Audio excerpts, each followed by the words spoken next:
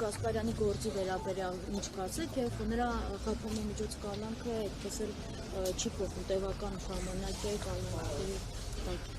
Նախ ուզում եմ անդրադառնալ սկզբից նրանից, եթե պետությունը իրոք համոզված է,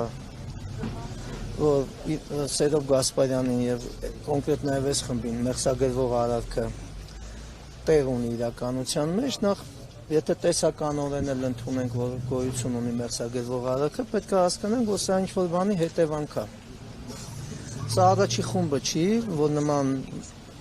մեղադրանք է մեղսագրվում, մենք պետք է որպես պետություն հասկանանք ինչն է պատճառը, այս ամեն ինչի պատճառը ինչ է, ոնց է, որ երրորդ խումբն է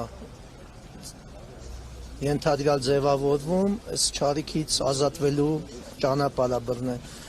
Հատուկ ծառայությունները պետք է զբաղվեն այս պատճառը վերացնելով, ոչ թե հետևանքներ վերացնելով, որովհետև եթե սա շարունակվի, չի բացառվում, որ այս ամբողջ ազգը հայտնվի կալանավայրերում, որովհետև նման իշխանության պայմաններում, եթե նույնիսկ մարդիկ տեսականորեն որոշում են կայացել գնան այս մեթոդով լուծման, Այսի ուրեմն ազգային անվտանգության ամենամեծ հացն է։ Ու պատահական մարդկանց մասին չի խոսքը, այս մարդիկ հրամանատարներ են, այս մարդիկ պատերազմ են վարել, այս մարդիկ հող են ազատագրել, պաշտպանել եւ այսօր այս մարդկանց կարիքը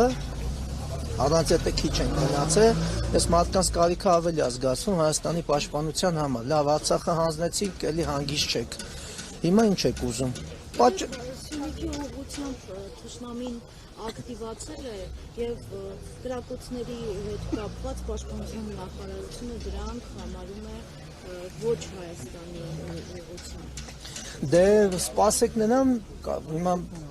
չզարմանաք, որ Ասերյանը հիմա էլ պատասխանի ասի ոչինչ, հեսա զինամթերքները կպրծնի էլ չեն կրակի։ Ջերմուկի դեպքում սովածացան գնացին, հիմա Սյունիքի դեպքում թշնամու զինամթերքը կպրծնի էլ չեն կրակի։ Թող ժողովուրդը մի շաբաթ էլ համբերի, մի շաբաթվա փամփուշտ է մնացել, չեն կրակի։ Թե մշակույթի տանն է դիպել կամ մարդկանց տանիքներին, ինչպես է ստացվում, որ վիրախավորված չեն։ Դուք լրագրող եք, դուք ավելի ինֆորմացված եք, տեղեկություն չունեք, որ մեր հայերն են կրակել մշակույթի տան վրա, մարդ չկա ձերբակալված այդ գործը։ Կարող է ձեր հայտարարությունը լուրջ ընդունեն։ Բայց դրանից լուրջ ինչ եք ուզում, այս խեղ կատակի ձեռել ինչ եք, սրանից լուրջ բան եք ուզում։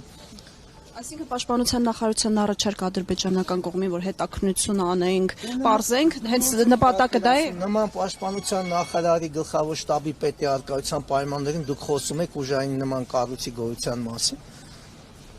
Դուք ինչի մասին եք խոսում։ Այս երկիրը պաշտպանելու է կամավորականը բանակին նեցու կլնելով։ Հիմա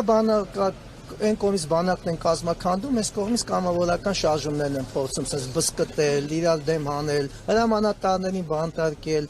Սրանցից ինչ եք ուզում։ Վերջնանպատակը ո՞րն է այս գործում։ Վերջնանպատակը, որ ինքը իր խաղաղության ծրագիր իրականացնի, այն ինչի համար բերե նշանակել են այս երկրի գլխին փորձանք։ Ինչն է, ինչը պետք է լինի վերջնանպատակը։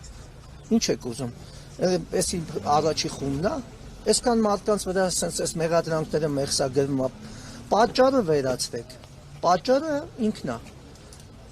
Թուրքիայի, Ադրբեջանի արտակարգ լիազոր դեսպանը Հայաստանի Հանրապետությունում ինքն է։ Հենա նոր մի քիչ առաջ նայում ենք հիստերիկությունը նորից ազգային ժողովում բռնել է, արդեն գալիս դուքն է ուտում։ Այս պայմաններում այսօր հրամանատարներ եք դատում։ Խոսում ենք 47 կիլոմետրանոց ճանապարհի մասին։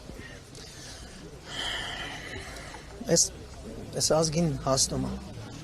Այս ազգին հասնում է սենց ղեկավարը։ Եթե այս ձև են վերաբերվում, ուրեմն ինչ ասեմ։ Մնացել այս մի կորիզը ազգային, այս կռվող տղեկի ազգային կորիզը, որ վերջի րոպեին կանգնելու են 18 տարեկան զինվորի կողքը, կամ մեռնելու են, կամ այս երկիրը երկիր է մնալու։ Ուրիշ ինչ ասենք։ Այսինքն կամավորականների միջև վերջ կռվելու պատրաստ մարդկանց մեջքը կոտրել։ Կողմից բանակն է դզելով գալի, այս կողմից կամավորականությունն է ասես փորձում կոտրել։ Ինքը դե որ հայի հետ կապ չունի, ինքը չի հասկանում, անհնարին գործաբռնել։ Էսի Արցախ հանձնելը չի, որ վճարվի հանձնի, էսի մարդուն չի կարանալու փոխի։ Դե ինքը որ հայ լինի գենետիկորեն, կզգա ինչի մասին եմ խոսում։ Այս կանգնած մարդկանցից որի մեջն է հայրենասիրությունը հանելու։ Լիկվիդացնում է օրենքով սա։ Հիմա այս լծակը ունի, հեսա կարող կիրառի, մենք պետք է թույլ չտանք սա։ Հիմա իրավական հարթությունով է փորձում իբրև թե անի, այս հետևանքները կտենանք էլ։ Շնորհակալություն։ Լավ եք։